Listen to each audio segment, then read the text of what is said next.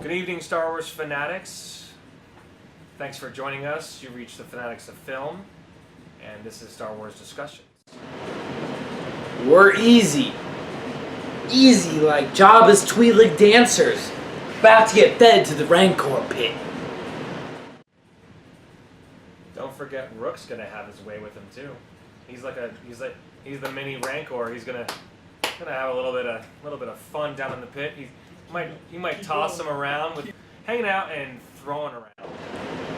You guys, thank you so much for seriously sticking in and watching.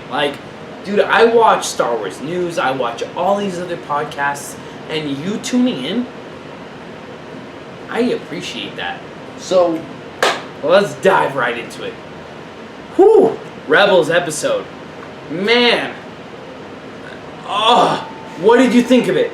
What did you think of it? I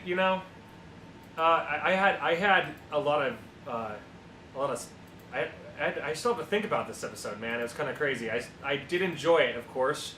It's like I have to think for a second. Kathleen Kennedy, count your blessings. One of those blessings is Dave Filoni.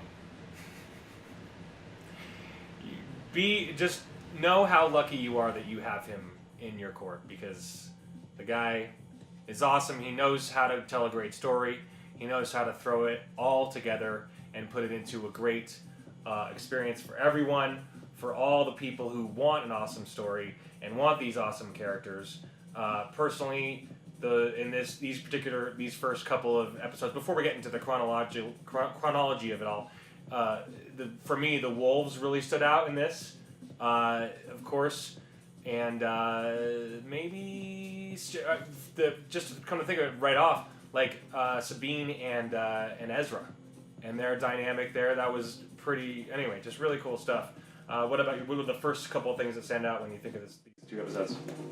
Well, if you guys have been watching us for a little bit of time, I said that these last episodes were gonna be off the hook, and they have been. They have been. Ahsoka comes back at the very, very end. We'll talk about it in a second. But Hondo, Ezra, Sabine, Zeb. Oh, dude, yeah. Dave has done a good job at just tying it in with the clones. Dude, hats off. Hats off. You've done a good job. You have done a great job. Yeah, I love seeing the clones in this one too. It's cool to see them. I think we had all three of the ones that were introduced back in season 2. I think it was when they finally jumped onto that, and it's really kind of crazy because it's I would love to see, how they did in Rogue One, how there's a lot of they'll tell you what planet they're going to. I personally would love that, because I want to know the name of the planet. We have to kind of figure it out later. And as a result, we don't even know the name of this planet, so we're getting right into this the events of the story. But you had something else you wanted to say? Yeah. So with this episode, really, we're getting into Rebels. We're getting into the last 2 episodes, right? So we see Syndulla going into the unnamed planet. Unnamed, like Ben was saying. We don't see the 3 clone troopers that we visit. That, man, I'm a huge Clone Wars fan, and I think Ben is too. And yeah, he is too. So a little bit bummed out that we don't see where they've been hiding out, the planets. Maybe it'll come up again. We don't know. So we see Syndulla go to the clones, right? Ezra, Sabine. All of our heroes are still on Lothal. Oh, take it from there, Ben. Take it from there.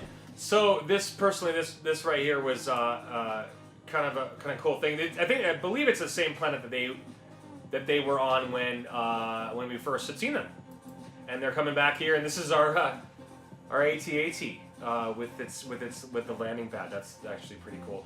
And of course, to me, this is one of the AT-ATs that was inherited from that kind of from the Dust Devil battle scene where the AT-ATs are searching for them in that giant sandstorm. Do you remember that? Yeah, I didn't even think about that. Yeah, it's like I didn't even think about that. If you think about it, one season ago, we met the clone troopers on a not an AT-AT, but an older model, the Republic model. We met them on that. That's right. We met them on that, and now they're on an AT-AT. We visit them. They're doing their own thing. They're kicking it. It just shows that the clone troopers were bred for war. They were still around. I like how at the end of everything they said, "We fought for something we believe in." I don't know. That kind of really stuck out to me because, hey, you know what? In the Clone Wars, they just fought for whatever. So I just want to bring up something for all of you, Hondo. Let us talk about. He is my favorite character in the Clone Wars, and he came back for the very last episodes of Rebels. So good to see him. Whoa. What did you think? I of course we love Hondo. Hondo was definitely more threatening and more villainous and more of a pirate in the Clone Wars. He was definitely more threatening. In this one, he's kind of more comic relief and. Oh, Ezra, I love you so much, Ezra. Oh, Ezra, not a smuggler, but whatever. But that's fine. That's fine. And he's a completely different type of character. He's older. He's the older version of him, which is fine. But of course, I actually did enjoy him more in the Clone Wars, as I did enjoy everybody else in the Clone Wars more just a little bit more. Anyway, really cool stuff. Yeah, we're gonna get to him in a second. Do you mind if we just press on here? Unless you had something you wanted to add about Hondo, because we're gonna get to him. But please.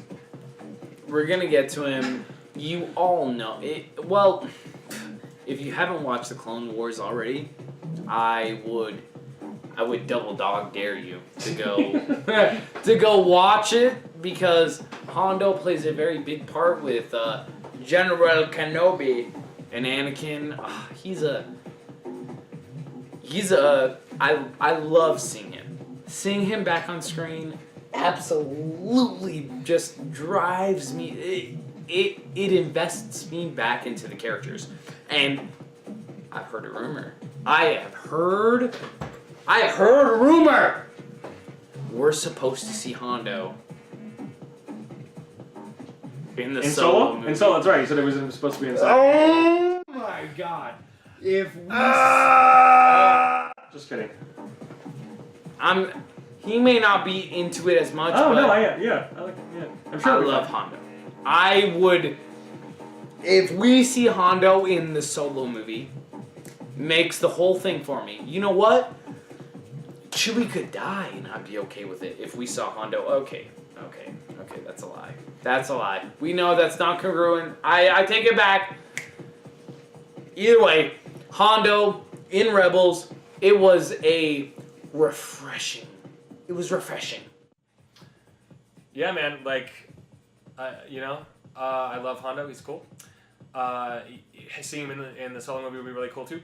I just hopefully if they did it right. I mean, of course he'd be in that whole scene. Be interesting because in general, like this the Solo film will be more about the racing, and it's essentially what it is. It's like a heist and racing and stuff. So if he's in it, honestly, I think he'll be in it for 2 seconds. But I personally don't think that he will be. This is just my speculation and saying that they're trying to separate the films from the shows. But anyway, we're going to move on. Forgive me. Do you remember the name of this guy? This clone here? With the scar. So, if anybody knows. We have three clone troopers. We have Craig. No, it's Gregor. That's right, Gregor. I'm sorry. Gregor, who in the next episode makes an honorable sacrifice. We have Rex and Cody. I believe that's Rex, and Cody is the one who is seeing Gregor off. Either way, the clones, I love the clones in this. Seeing the clones again was kind of like, you know what, in episode 2, you see the clones, you see them fighting the Geonosians, they're kind of like stormtroopers. They're missing their shots.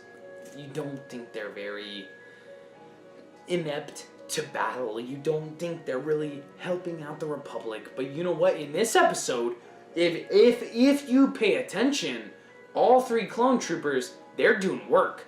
They are doing work. They are putting in what they need to put in. I enjoyed it. Episode 1.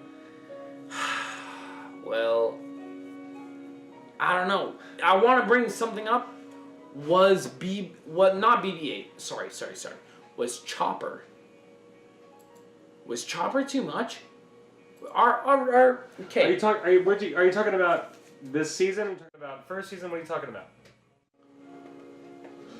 Sorry for that. I'm talking about overall. I'm talking about droids. We see BB-8. Oh, you're talking about those. We talked We're about this. gonna get to that though because we have images of that, so we'll get to that. But in general, we all know that of course this whole droid. In general, they're trying to reinforce that a little R2 unit or a small droid unit can just kind of take control of a giant ship and blow everybody away. So apparently that's a thing now. So anyway, we're going to continue on. That happened in this scene with Chopper. He took over stuff. So anyway, this is really cool seeing Gregor. I think it's Gregor. Forgive us if it's wrong. Anyway, we're going to continue. So cool shot of them just trying to figure out stuff back with all the 3 clones. I love Callus here, just being a desert fool, being all desert fools here in the AT-AT.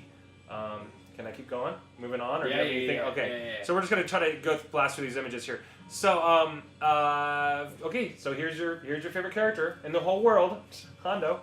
I'm just kidding. No. He's. I'm just kidding. He's great. Kind of right. He really no. Great.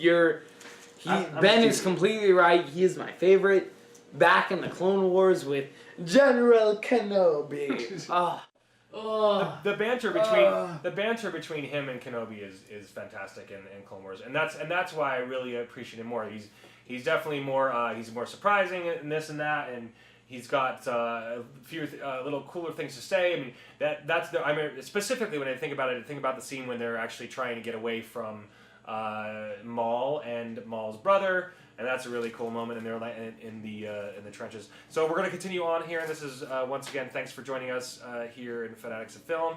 We're going to continue on here. This is actually a really cool image, specifically, and once again it's defining the planet. This is Lothal just by looking at this image. Me personally, of course, all of us diehard Star Wars fans are like, see an image, we're like, what planet is that? Where could that be? You just see like concept art or whatever. This is supposed to be what planet? Back years ago, if you see snow, oh my gosh, it's hot because it's snow. Anyway, this particular scene is really really cool because you see the cone spire rocks that are very definitive of Lothal, and the grass, the never-ending plains, brown plains that is definitive of Lothal. You have anything to add to that, or you want me to move on, or? Okay, so we're gonna continue on. So really, oh, sorry. This is for me. This was the calm before the storm. We see Ezra. We see him without his master. We see everything leading up to this. Everything. He's the last Jedi in the Rebel Resistance. And he is doing what he can. And you know what? It's... no spoilers, but I'm happy. I'm happy with what they did in the end because, again, I'm a big I like being congruent with the prequels, with the original movies. I'm sorry, and then with Rogue One. I want to make sure that everything, if you watch it in order, it makes sense. And you know what? At the end of Rebels, it makes sense with Ezra. Does it, with the end of this episode? So we see that one. I'm sorry, I have to touch on this for a second. Droids are too much. Chopper was a little too much. I have that in my notes. I watched the episode. Chopper takes over a ATST or an AT-AT. He takes over some. It's like a garbage. It's like some weird hovering garbage thing, and it's fine. He kind of runs over a bunch of stormtroopers with this thing, or it's like a garden. It's like a giant gardening thing that he takes over. So anyway, but we'll get to that. We're just gonna go through all these images. Is that cool with you? Is that cool if we just continue? Unless you really had something to add, because we want to get through all these images. There's a lot of images here. Is that okay? Really, what I was getting at is that with this episode, we expected to be at the very highs. Yeah. I'm glad that they brought us like at the high and then at the low right before the next episode. We saw a white bearded dude. We think he was betraying.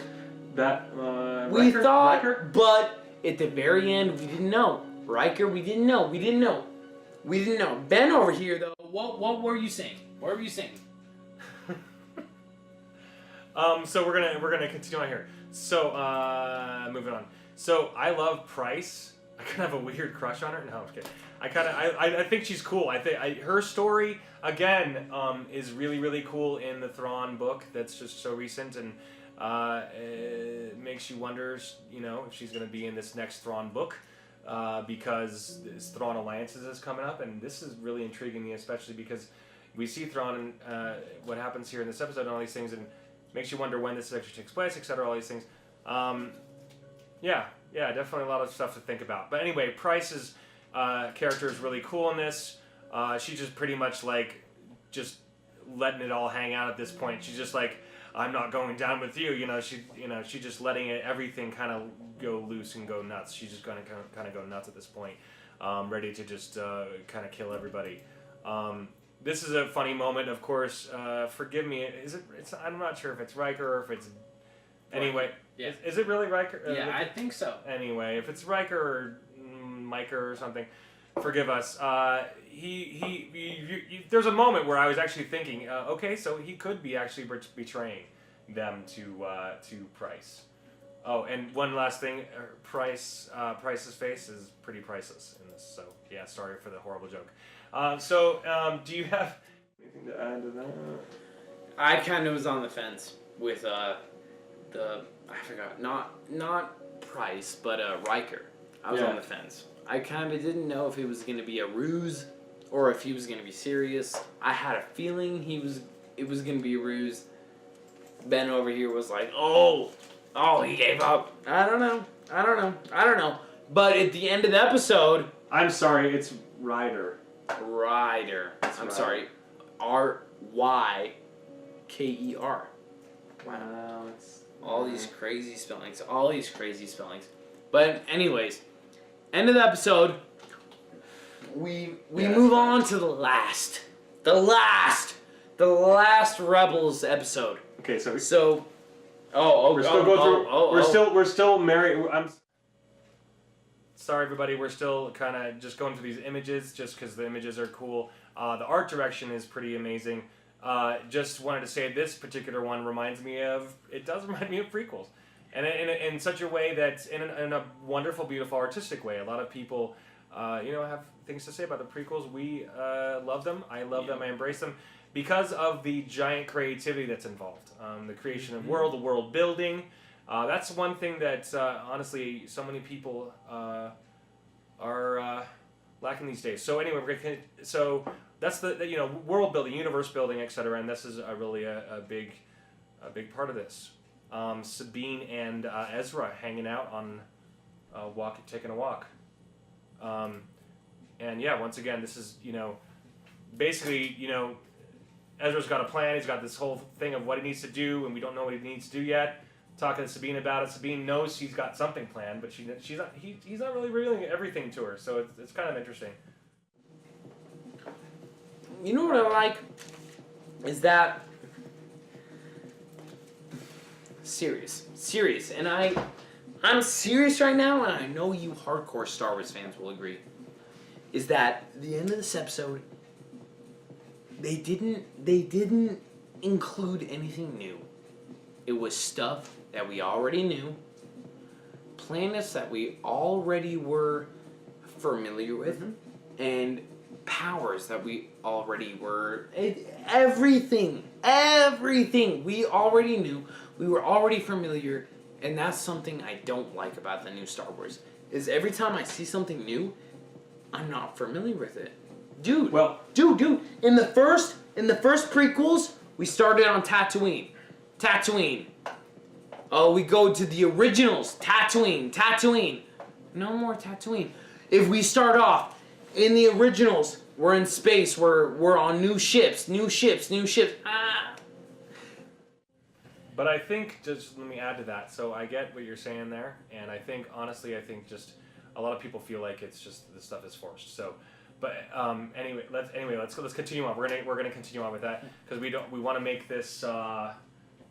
We want to try to keep this somewhat in the ballpark. So once again, forgive us for not knowing the names of this ship, but we think these ships are really cool because once again they bridge the gap. They marry the two separate worlds, which are the prequels and the OT, etc. So this was really cool. Once again, the TIE fighter / gunships. Anything to add to that? Or? I wish I knew the name. I didn't do the research. It's a really cool combination of the Republic gunship and a TIE fighter, or if you played the old not Republic 2. That was a great game. Older Republic 2. But if you played the old Star Wars Battlefront 2 on Kashyyyk, if you played the math, you remember that thing? You could get in it, the main gunner, and then you had side gunners doing lasers. That was sweet. But it reminds me of the math. The math, but a Republic gunship with a math look with the weapons. It's a sweet. I don't know. It's a move from the originals to the Empire. Like Ben was saying, it's a cool evolution in the middle, and we see that, and it's something you don't see a lot of, and it's really cool. The math, the new gunship. Okay. So anyway, we're gonna continue on. We're gonna move on with here. Thanks again for hanging with us. Once again, I just love this scene with Sabine and Ezra just hanging out and talking. And Ezra in general hasn't been my favorite character throughout this series, just because I think that the voice actor is cool. He just needed a little bit of work at the first couple of first few seasons. Needed a kind of little bit of work on really kind of executing. But I loved all the other characters, and Ezra really grew on me. Started to really like him a lot. So anyway, really cool stuff here, and I think I'm just really excited for Sabine and what hopefully we'll get some of her story in the future. So this scene actually was really cool. If you get a chance, rewatch the scene. It's really cool. It reminds me so much. I actually had an Avengers moment here watching this scene because there's a continuous shot showing several people, and it's following Sabine in her jetpack, and she's just flying through these gunships, and it's just beautiful shots of what she's doing. But it reminded me of moments of the Avengers and just and then the twisting around and showing all single shots of, and then kind of traveling to the next hero. So really cool stuff. Sabine on her jetpack. She's the only one who's been able to handle the jetpack. Apparently Ezra couldn't handle in that one episode about 5 episodes back. If you remember, yeah, he tried to fly with the jetpack. He tried to learn the mandatory ways. Yeah, he couldn't handle it. If anything, it kind of makes Boba Fett look like a dip, because. Well, I think honestly, like it's one of those things where you have to accept technology. So it's like in the '80s, Boba Fett began, and so he was cool then. He's still really cool. We all love Boba Fett. I just think that I think the technology, they didn't have the technology to have him really show off and just fly around, and they have that technology now. So anyway. Technically, Sabine was earlier than Boba Fett. Yeah. Either way, congruently, Boba Fett should have had the advantage. Either way, I want you all to know Boba Fett is literally, he is my favorite character. He is cool. He is my favorite character, so we'll leave him at that. The math, the mechanized assault flyer. It definitely resembles the newer Republic gunship, which looks like a TIE fighter, looks like a Republic gunship. It's all built together. Sabine, Ezra, they've used this in the past 2 episodes to get to where they need to be, and I will say that at the end of the episode, we reached the climax of the last episode. We didn't see Coruscant. And I was kind of hoping to see it. You definitely wanted to see it. We all wanted to see it because we saw the capital and it looks like Coruscant. We're gonna get there in a second here. So, you right? Yeah. All right. Moving on. All right. So we're moving on here. So this is this image is kind of funny. It's Ezra and Rook hanging out, just hanging out, being friends. You know, being friends that throw each other around, toss each other around, kind of trying to kill each other. Friends trying to kill each other. You know, like normal friends do. You know, just hanging out. just chilling. You know. I do like the fact that in general, like a lot of the Star Wars, they're using a lot of vibroblades and a lot of weapons technology that has the influence of the lightsaber, or maybe the lightsaber was influenced by that, whatever, etc. They're these stick weapons and have these same type of thing where it's it's got a type of force field or something on it that can fight against the lightsaber. So that's kind of cool. Anyway, we're gonna continue. This is cool. This is the moment where they're jumping onto the side of the cargo, the big freighter ship that comes in that they're getting delivered on. So, kind of cool. Side view. This is kind of interesting too because then it shows. So literally, you have the side view of this. Oh, they're up on the side, and then it shows inside the ship, and they're right side up again. So then you see the side view of outside. Kind of a cool thing. So, see that? So we have the side view of them on the side of the ship. They're because they attach themselves so they can sneak by, and then it shows them right side up with the sideways. So it's kind of a cool moment there in filmmaking. All right, we're gonna move on. Unless you know, it reminds me of Empire Strikes Back when Han Solo they're getting chased through the asteroid field. They go into the giant space worm. They come out and they're chilling on the Star Destroyer, and they go with the space junk. They go with the space junk. They go with the space junk, and this really reminds me when Hondo gives them the coordinates, and they're like, it's right next to slip space. We're gonna get ran over. Oh, I've done this many times before. That is exactly why I love Hondo. I hope he's in the Han movie. I hope he's in the Ben movie. We need to see more. We need it. You all. Can we get a Hondo standalone, please? Okay, no. Anyway. Yep. Yeah. Yep. So, we're gonna move on here, and as you probably know, if you know me, one of my favorite characters on the show is Callus. Once again, his story is the coolest, in my opinion, as far as defection is concerned, especially when you compare it to someone with likes of Iden Versio in the Battlefront game, and etc. And her story is cool. Little bizarre and how fast she changes and all these things, but whatever. It's still really cool. I do like Iden's story. I actually really do enjoy that stuff, and I tried the book. It was okay, but anyway, once again, defecting from the Empire, becoming a rebel, etc., that type of thing. Really cool stuff. We're gonna move on again. Just really cool set designs here. Lots of interesting shapes that they have. You know, this freighter's an upside down triangle, and we have a half sphere over there. Cool set design with the ships. Right. Moving on. So, once again, more. You know, I'm sorry, I had to just get these screenshots of more. I just love Star Stories. They're pretty cool. Again, more shapes, triangles, and squares, and circles. And we're just gonna keep moving through these. Great shot of our jetpack hero, Sabine. The priceless face of Price. Okay, moving on. So this is funny. This was funny. Where's your Jedi army now? Of course. Pretty cool. If any of you have been watching, I've been a big fan of Rook, and in I think the last episode, not Jedi Knight. I think it's Jedi Knight. He was done dirty. He was done dirty, and you know what? In this next episode, the most recent episode, the second to last, he came back. He was doing good.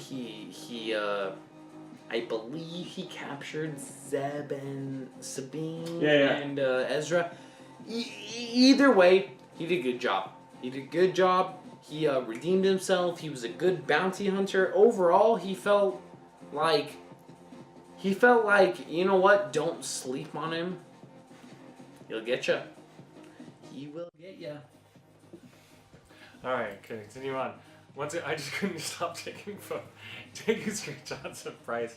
I think she's cool. I do like her story. I think she's really cool. If anybody isn't familiar with her story, if you just like to know a little bit, kind of a cool thing. She's once again in the Thrawn book. She's kind of a country person or a country girl, if you want to call her that. Stuck. No, she's a city girl stuck in a country girl's body. From Lothal, wanting to go to Coruscant, and kind of picks up Thrawn book, kind of picks up where she's like in her early 20s and just wanted to move to the big city, and so she moves to Coruscant and does her thing and meets all these people and meets Thrawn and kind of gets taken under his wing and all these things. And then he ends up back on Lothal, so she's kind of has this kind of crazy bitter thing, but she just likes being in control. She likes having the power, and that's what makes her character really interesting. I like her more than a lot of characters in Star Wars. I think she's just a really, really cool thing. So once again, anybody who accuses people, diehard Star Wars fans of being sexist, it sucks, because we love female characters. We love awesome female characters, especially Lieutenant Price. She's fantastic. So anyway, we're gonna move on. The Loth Wolves. You thought it was funny that they call them Loth Wolves. I think it's funny too. It's like any wolf that's on Earth, we just call it an Earth Wolf. So that's fine, I guess.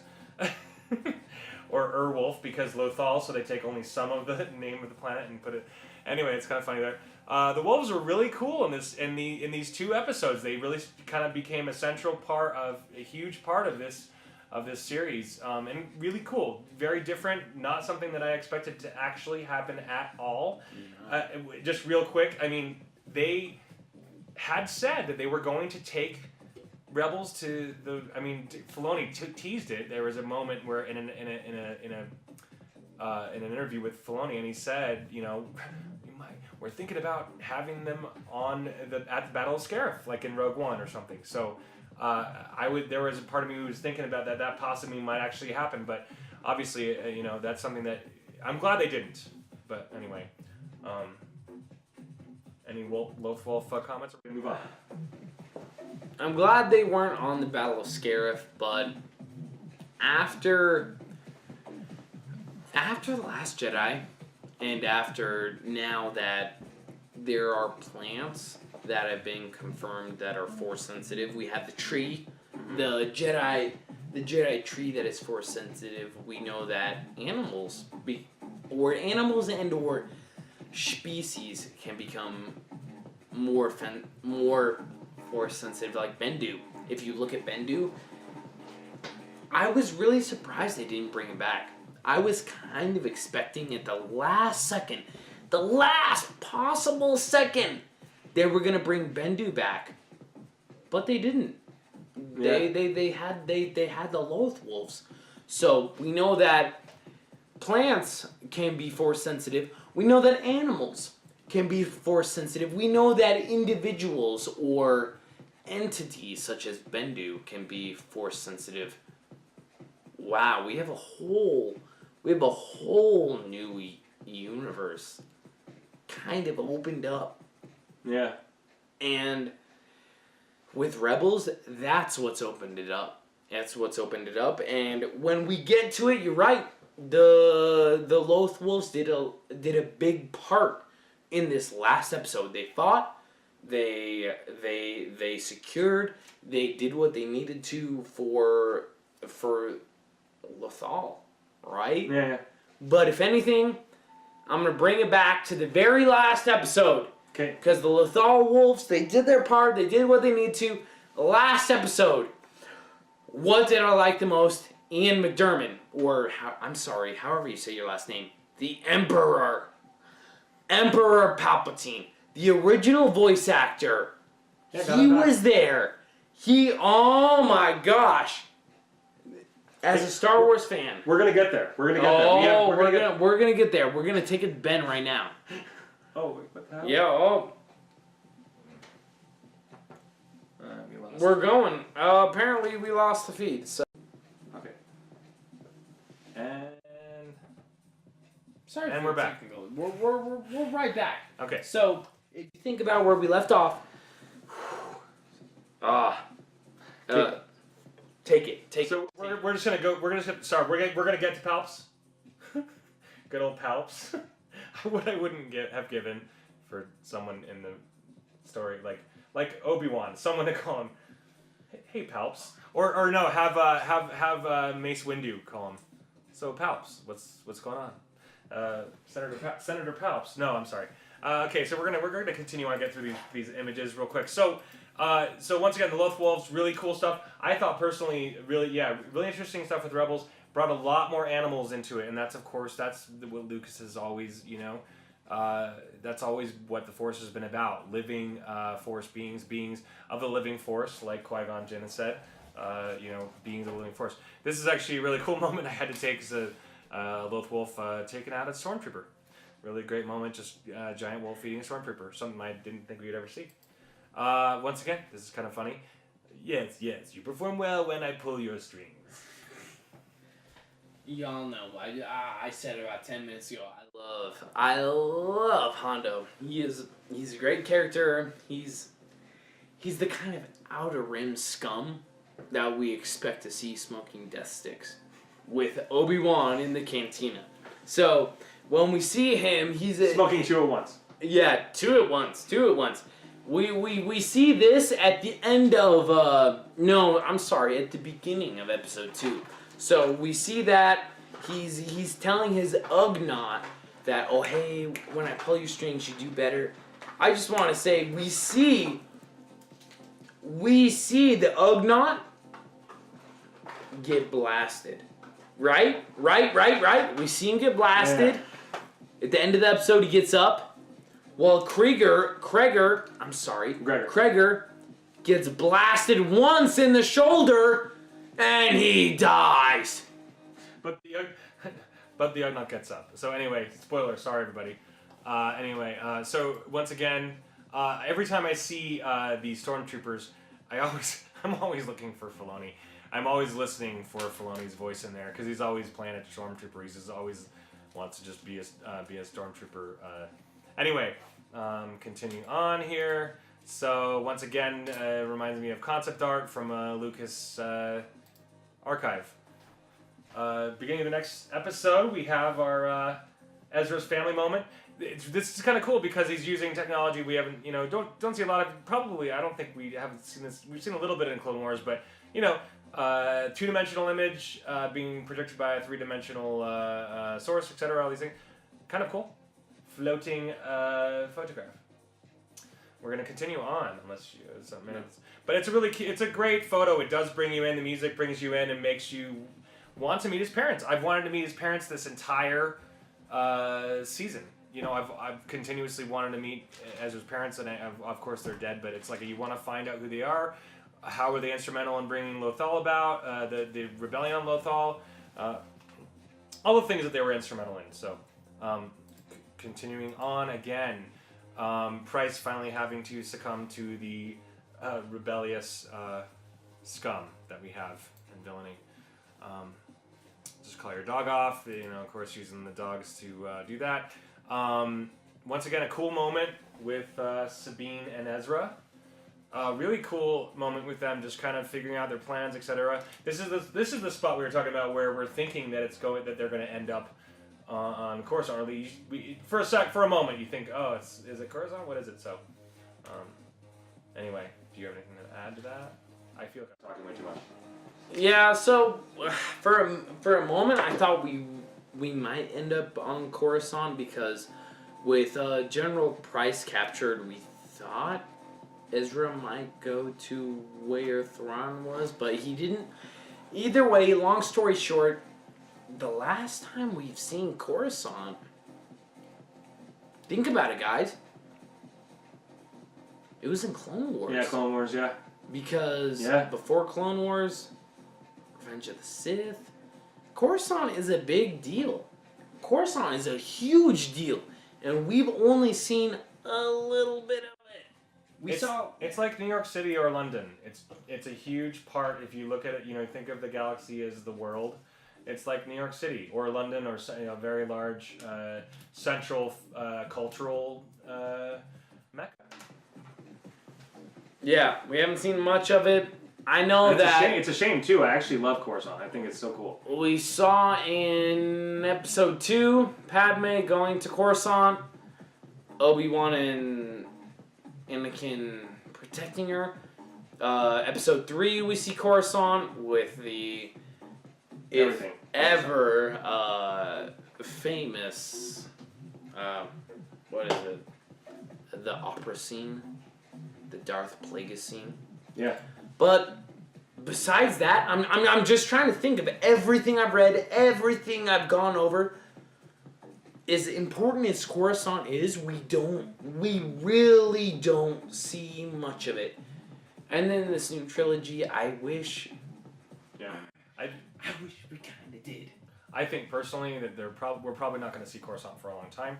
It's honestly just because I think Lucasfilm is a little afraid of showing it because they're afraid of people associating with the prequels. At this point, give us the prequels on a silver platter and give us anything that associates us with the prequels on a silver platter because it does bring nostalgia, brings us back into the fold into the galaxy that we're going to be removed of apparently. So, continuing on here, this is actually a really cool image. Once again, I'm sorry, I just keep getting these images of Sabine and Ezra. This is a great moment where they're kind of just basically bombarding Price at this point. So, moving on here, and Callus looks like Luke Skywalker in this whole episode because he's dressed like Return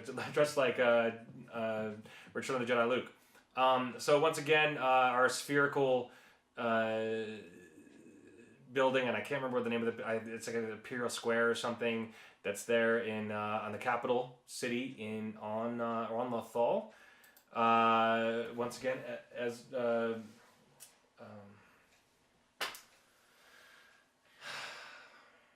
what's his Zeb, yeah. Zeb holding the blast doors. Do you like really, this is so we saw the first episode, right? You saw it all. We saw the second episode. This last episode really, it brings it all together with the ending. It talks about Zeb and Syndulla in the Battle of Endor. We have Ahsoka meeting Sabine at the very end.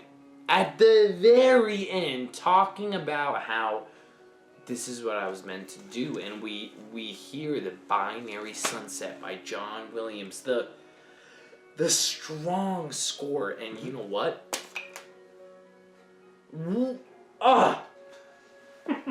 It was done.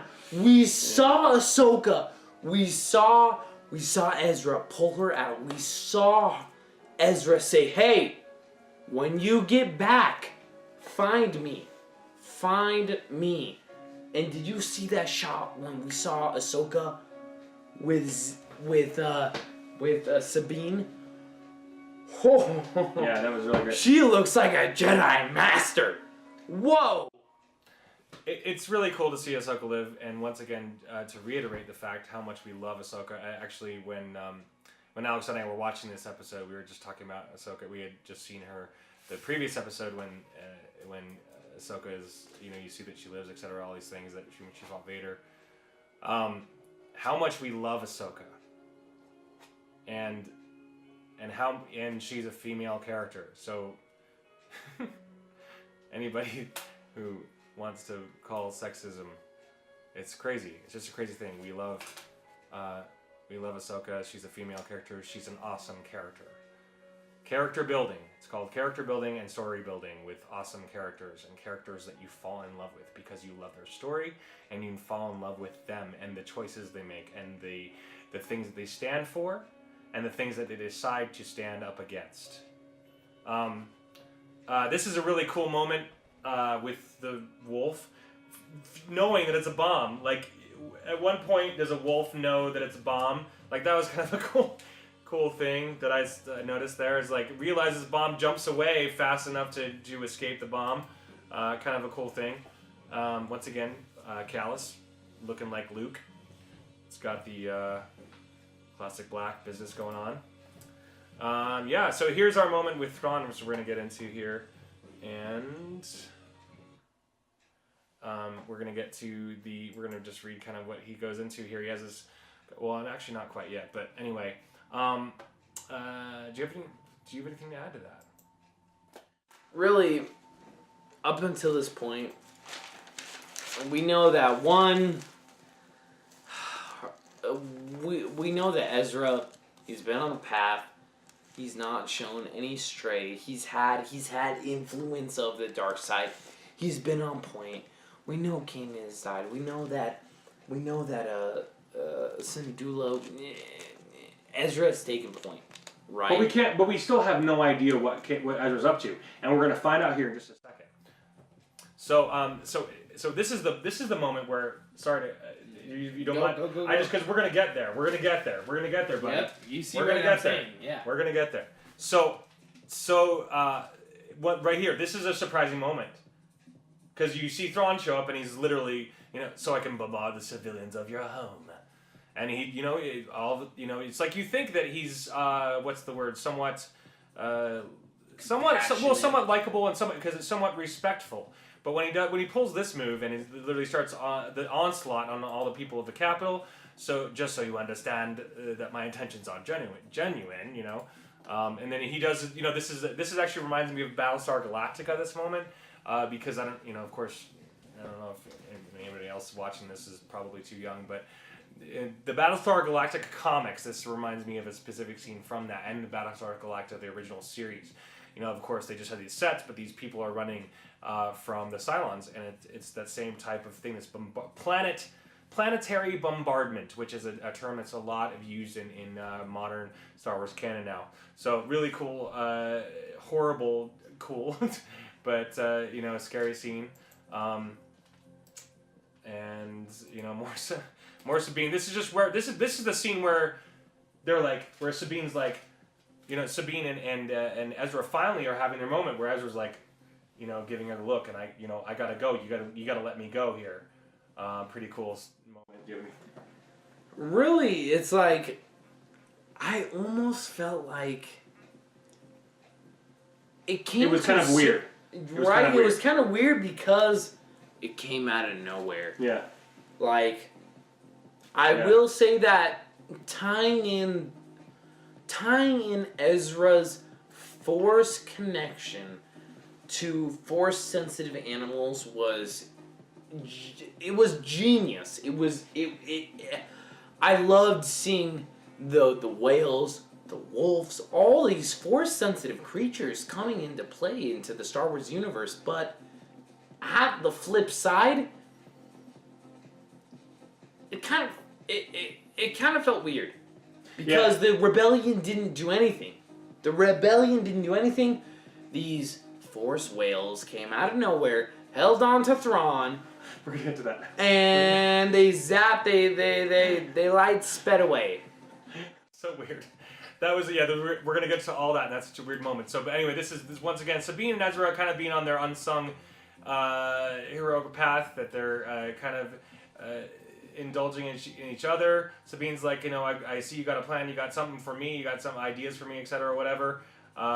Once again, Sabine's story is really cool, and it'd be really cool to see her as a spinoff. Once again, she's a woman, and I love her as a woman, as a female character. I think she's awesome as a female character because I'm a man, and I don't mind seeing women because I love awesome characters. It doesn't matter what gender they are. Continuing on, this actually reminds me of Return of the Jedi. I don't know if that reminds you of this, but it's like just for a split second, he's cuffed. He's he's getting marched in cuffs. By stormtroopers, which is what was happening in ROTJ. Okay, so this is the moment where he has his little speech with his little banter with Ezra, and so this is really cool. So, and you could have chosen to let your people die. You choose to be a Jedi. How predictable! You follow a long history written by the Jedi where they choose what they believe to be morally correct instead of what is strategically sound. And Ezra responds with, and yet the Jedi have survived. And Thrawn says, the Jedi once numbered in thousands. What's left are scattered, a frightened lot, mostly beaten and in hiding, or poorly trained children like yourself. So the Jedi lack the vision for how to wield the Force. Anyway, just interesting stuff. We're gonna move. Do you have anything to say about that? Thrawn has great lines. So thanks, Dave, for writing great lines for him, because that's what he is. He's a poetic mastermind and tactical genius. That's what his character is. If anything, you did a very good job at building up. You built up a villain, and at the same time, you took him away without making him look like a poonini. Yeah, he got taken out of the picture, and he doesn't look any wimpier at all. So yeah, it's really cool. You should have chosen to let your people die. Once again, this image is really cool because he's got the Islamiri behind him, of course. In old canon, in the old EU, of course, the Islamiri were much more integral part of the story, much more a huge, larger part of the story in their sense that what they're going through and how they were able to basically defuse the Force amongst Jedi and Sith alike. Really cool stuff here. This was crazy, man. Seeing Palps. I'm sorry to keep calling that. I hope you guys don't hate that. It's just someone said it once and it kind of rubbed off on me. Palpatine as this kind of a different character. He looks like completely. I don't know if he looks like even himself anymore. He's just kind of trying to make him. Anyway, he's projecting a different version of himself apparently via a hologram. Because at this point, we know that he's encountered Mace Windu. We know that he's been disfigured by the dark side of the Force. So when he meets Ezra and he projects himself through the hologram, that's fake. Yeah, it's fake, and we see the back and forth of Chancellor Palpatine and Darth Sidious, and I love that scene. It was a good scene. Okay, moving on here now. So yeah, this was kind of a cool thing. Little funny moment. So apparently they moved a chunk of the temple into this Star Destroyer, which was definitely inventive and interesting and new. This definitely threw me off. I was like, "What is that?" And they explain it later, and that there's this that it's just part of the temple that was there. So, and then he says later, Palpatine says something like that he moved it there. He said that Ezra moved it there, so he chose to move it onto the. Anyway, that was kind of bizarre. Do you have anything to add to that, or okay? We're gonna continue. We're gonna move on. So this is actually a funny moment because this is a lightsaber battle room, and it's actually great how they utilized it completely differently. We saw a scene like this with Kanan and Ezra battling the Inquisitor in a room just like this in season 1, and I believe in probably season 2 maybe. Anyway, so kind of a cool thing that they just didn't kind of go on the Rogue One route at this point. I actually was, we were in this scene in this moment, and I was thinking, yeah, normally in any other Star Wars movie or thing, there would be a lightsaber battle going on in here. Yeah, I felt they've done a good job at steering away from Kanan. Yeah. And we know that Kanan was the Jedi Master. We know that whenever they went out on rebel missions, that Kanan was in the front. He pulled out his lightsaber. He did what he needed to do. And I've really appreciated that Ezra has taken the role of another rebel. He's not taken the role of a Jedi. He's not the New Hope. He's not Luke Skywalker. He's not a brand new Jedi that is here to bring out the new Jedi Order. No. He's here to take out the Empire. And you know what? If he's a rebel, if he's a Jedi, if he's Force sensitive, it doesn't matter. And that's what I've appreciated. And Yeah, definitely. And part of me has mixed feelings about it, and we're going to get into that in a minute. So once again, Ezra's parents. I really wish that we could have met him, of course, and that's the paradox that the story is, and we'll never see him. Cool thing, it's kind of crazy how he just immediately just chooses. Very strong here. So that does lead me to kind of try to figure out, like, where is he going to go? Where is he going? I mean, he takes off and all these things, and we're going to get to that, but it does make me kind of wonder, where is he headed? What is he going to do? And I did totally call this, by the way. This is something that I did predict, spoilers, that I did predict that Ezra and Thrawn were going to be marooned somewhere together. So that was just my prediction, and I called it. So anyway, that's what happened. We're going to, and I love Thrawn's scene here. A momentary setback. If we ever do a Thrawn movie ever on, I'll just play Thrawn. So no, oh, this is a great, this is actually kind of cool. I think, is this Palpatine that says this? I can't remember who says that anyway. It's just the ending. Okay. Once again, our Indiana Jones moment. Lots of Indiana Jones influence in this season. To me, this was just an Indiana Jones moment. I don't know if you guys feel that same way, but it was like that. And so our space whale moment of them coming back, and like, it's actually kind of weird. Like, I did not enjoy the space whale episode. I was blown away that in that particular episode, Ezra, all he had on was a helmet, and so he was able to breathe in space perfectly fine, which was really weird for me. It's like, okay, so you just put a helmet on and you're pressurized. And he had regular, anyway, it's a stupid nitpicky thing. So, but yeah, this is weird. The space whales are these giant force-wielding beings, which I think is actually awesome. It's something that we haven't seen yet in Star Wars. We haven't seen giant beings of the Force, and in Rebels we have. We've seen the Bendu, we've seen these giant space whales. Wasn't a fan of the first Space Whales episode. I am interested to see what happens in the future, of course, especially since what they're doing here. All different types, a giant family of them, it looks like, and they're coming to save Ezra. So apparently he's able to just, like, basically call on them all. I will say, I didn't see it coming. I did not see that. I didn't see it either. And when we had the young rebel pilot who had a backup plan, and he's like, yeah, in case of this, Ezra said to do that. I did not see that coming.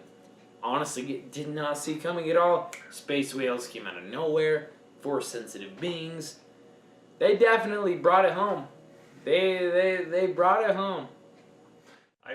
And I know there's a lot of canon material right now talking about hyperspace, and I, for one, this is something that I've always fascinated about or been a fanatic about, and that is I want Christopher Nolan to make a film about the invention of the hyperdrive in Star Wars. So it's just like this, crazy scientist or someone inventing the hyperdrive on Coruscant, when maybe Coruscant is like, still has grass on it or something, like years and years ago before, and they have to do it in order to get from one planet to the next and kind of discover these other civilizations and stuff. So that could be really interesting, and of course that will never happen, but that's something that's really interesting to me.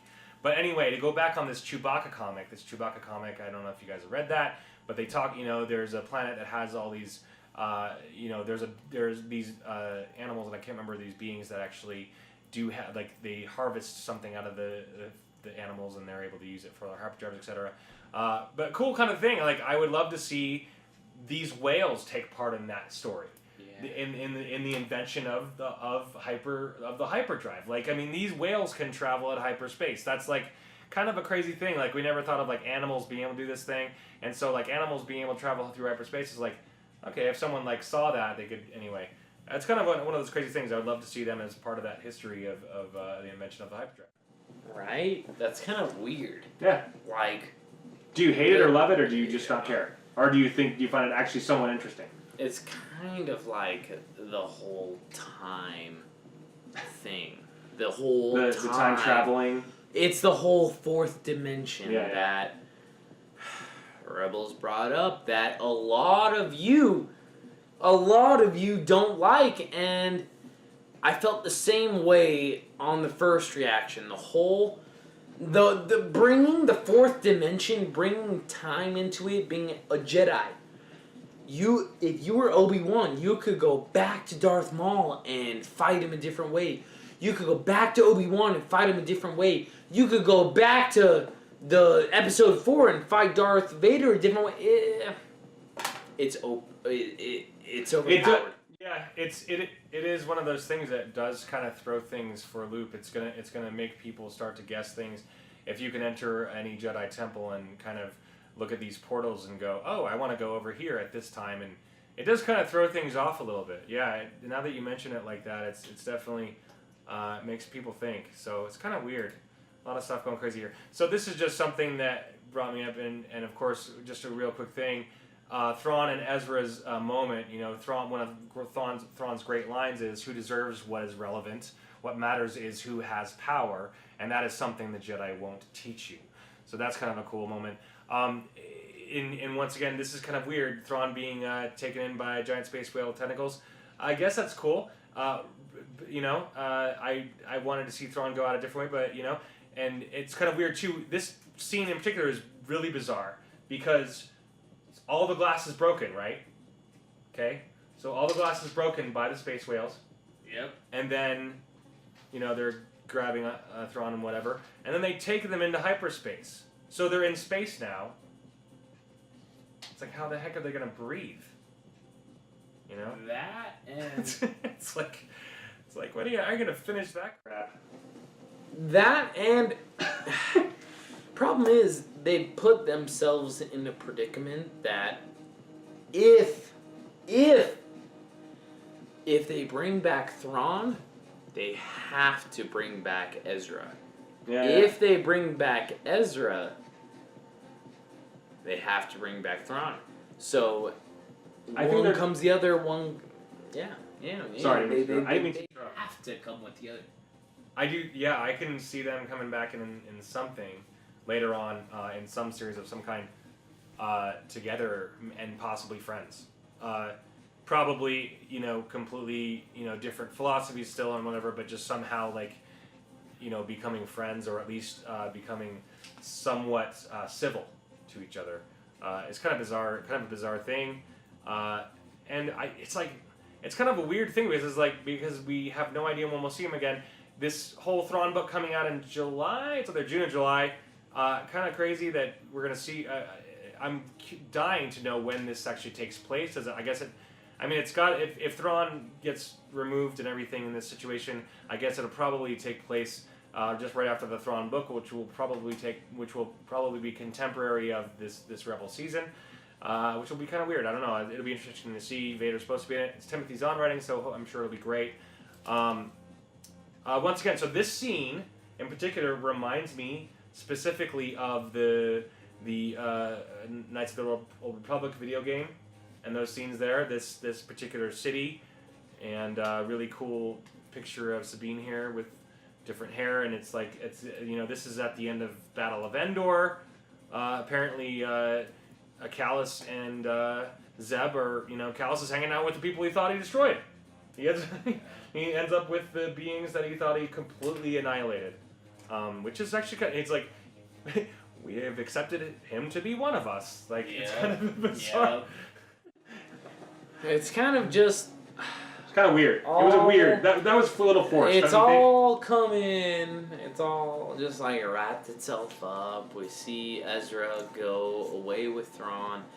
The only big loose end is Sabine. So we know Zeb goes with Callus to go rebuild the worlds. We know Syndulla has stayed in the Rebel Alliance. She battled at the Battle of Scarif. She may have perished in another battle. Either way, it's Sabine. It's Sabine now. We don't know Yeah. What happened? Okay, so Go for it. Okay. Yeah, what happened? So yeah, this is kind of a crazy thing, especially with what we're seeing here. So I think we've reached the end. Okay, cool. We're just in the image. We're gonna just leave it here. Yep. So yeah, this is kind of a crazy thing. So the ending plot points here, okay, so Rex and Hera were at the Battle of Endor. I guess that's cool. I knew that Rex was because they announced that like a year ago, and they showed, oh, this guy's Rex, and they showed an image of him, like, he's in there, that's fine. That's cool. That's really cool. But Hera, okay, that's fine. We didn't see her, so it's kind of weird. It's fine, whatever. It's a big battle. It's a big space battle, etc. But I'm curious about these things. Hera and Kanan's son, they have a son that's even more interesting. Jason Syndulla. Yeah. I love Cham. I love the Syndulla family. If you read Lord of the Sith, that's a fantastic book. Great story, great stuff. So you were saying specifically that it's weird that... well, you want to see what happens with Sabine and Ahsoka. Me personally, like, we all love Ahsoka. It was great to see her at the end with Sabine. So apparently they're going to go search for Ezra. But it's really weird. This whole thing with Ezra and Thrawn taking off like this. Do we have any idea, if you guys have any theories or any ideas, what Ezra is actually doing? Like, where he's going with the space whales? What is his business? Where is he going? Where did he take Thrawn? And why? Why did he just take right off like this? Like, I mean, he seemed to have this whole thing, like, where he wants to, fight for the rebels. I honestly, personally think that the only way that you could really do any service was to kill him. That was just my opinion. And I thought he was just going to be marooned with Thrawn somewhere, which I guess he apparently is. But I don't know where they're actually going. That's the problem. Do you even have any clue where he went? So my thought is, one, that we know that maybe Ezra didn't kill Thrawn. Right. More like maybe he took him into the future. Maybe these space whales... see, that's just... Yeah, I know, and I agree. I don't like the whole time-space continuum travel thing. But you know what? Now that the World Between World, that episode, now that it aired, you know what? It changed everything. There. It did change everything. So maybe the space whales took Ezra and Thrawn. They went to hyperspace, and they kept going until they were in a future time and space. And in that future, that is when Ahsoka popped up. That's when Sabine met Ahsoka, and that's when they're meeting them. Maybe Ezra and Thrawn just stayed in the same time space, and they're just way beyond the outer rim. And Sabine and Ahsoka. Either way, we are left with Ezra. We don't know what happened. Thrawn. We don't know what happened. And if there was anybody who can get himself out of a situation, it's Thrawn. We have Sabine. We have, Ahsoka going for Ezra. So, there is a whole nother story plot besides Rebels, besides Clone Wars, besides Star Wars The Resistance. We have a whole nother story plot that's waiting to be discovered. And I'm excited. Yeah, me too. I'm dying to know, even though I personally, it's once again it's my pessimism sneaking out, but yeah, I don't think we're gonna see that for a long time. I don't think we're gonna know what the heck's going on for a long time. Apparently this other series that Dave's doing is probably gonna take place like right after, or at least I think after The Last Jedi or something like that. And it'll be like about the Resistance, etc., which is fine, but I don't know.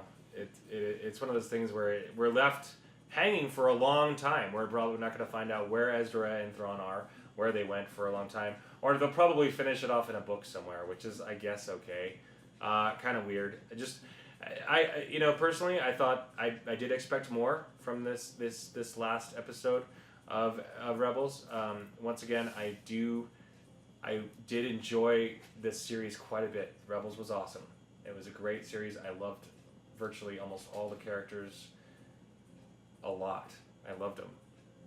It's just kind of a weird ending for me, And like you were saying, Alex, this introduction of time travel, and I mean, I get it. It's like they're trying to expand stuff and change stuff and make it more interesting or whatever. All these things, but you can still make it awesome and interesting without having to introduce this time travel thing. Because I remember actually having a big discussion on this with a bunch of other Star Wars fans about a year and a half ago, and talking about Jedi Council, because especially they had talked about this in Jedi Council. Because someone had asked a question, what if they went back in time and brought Darth Vader alive and blah blah blah. And people were saying, and people were just like up in arms about it. They were like, no, that's stupid. Don't bring time travel into Star Wars. And here we are. I mean, it's not like people are grabbing DeLoreans and driving them into 88 miles an hour, etc. I think that, I mean, you have to find a temple, and so it's like there's only a matter of time before we get another story where someone finds a temple, and then they can just find a portal, and then you find the portal, and you scroll something, and then you decide, oh, I want to go here, and it's like Doctor Who, which is fine, I guess. I just don't like it. I'm finally warming up to it, and I realize I'm not a fan. Yeah. It's kind of weird. I follow a lot of Star Wars podcasts, news, Star Wars Theory, Mike V. There's a couple others. If you have any on, shout out. Stupendous Wave. Stupendous Wave. Yeah. Those are the 4 on deck. But either way, I feel this was just a touch. It was just a touch. We touched on time travel. It went away. Ezra closed the bridge, and we're never gonna see it again. And you know what? That's okay. That's okay. I'm waiting for Rebels, Resistance. We will see what happens with Episode 9. I just had a thought. And just once again, it might be really funny. And I just pictured this happening in Episode 9. Like, because we're talking about these temples, and you can find a portal and just jump in there, and oh, look. One thing that I did find interesting, though, is that Ezra somehow helped Palpatine he's like, Ezra, help me get into the temple, and so he pulls him into the temple. Because he's able to lasso him or whatever and pull him in, and because like somehow he touched Ezra, he's able to do that, and somehow Ezra helped him get it. That was kind of bizarre, interesting stuff. But I did have this kind of interesting funny scene. I could see JJ directing Episode 9, and it's like, what else can we do? So they have this, scene where they, go into a temple where there's a bunch of portals, and then you just see all these scenes from like, Revenge of the Sith and A New Hope, and you see all these random scenes you can just go into, and dude, that would be just a nightmare. And I'm hoping that they don't do that, but I just pictured that be actually happening, like, and it's like, and of course it's Rey. So Rey's walking through this scene, and it's like the one that, not a lot of people are in love with just because of, whatever, her incredible abilities for no reason, etc., all these things. But, it'd be funny to see her, the one we don't care about, going through this and going in and then somehow altering time and somehow altering someone else's past, like jumping in. I could see that, like, I could see JJ like deciding that that's actually kind of no, actually, never mind. I think he'll stay true to it. I think he'll stay true to Star Wars. I just think that is a small possible danger. We have a lot on the horizon. We have the Solo movie. We have We have the Solo movie. We have Episode 9. We have the whole new trilogy. I'm a true Star Wars fan. Ben's a true Star Wars fan. And we believe that all of you watching are true Star Wars fans because you're watching a podcast about Star Wars. You're watching a video about Star Wars, so we believe that you're a big fan, and we love that you're a fan, and we love anybody who wants to hang out with us, and so thanks so much for checking it out. And when we say true Star Wars fans, man, I know I've seen it in the comments. A lot of you are like, true Star Wars fans. True Star Wars fans. I'm talking about, I was here before Disney. I was here before Disney. I was here when the prequels, when Episode 2 came out, and everybody was talking crap, saying Episode 2 was horrible. Episode 3 is gonna be horrible. Star Wars. Star Wars is so nerd. No. No. No.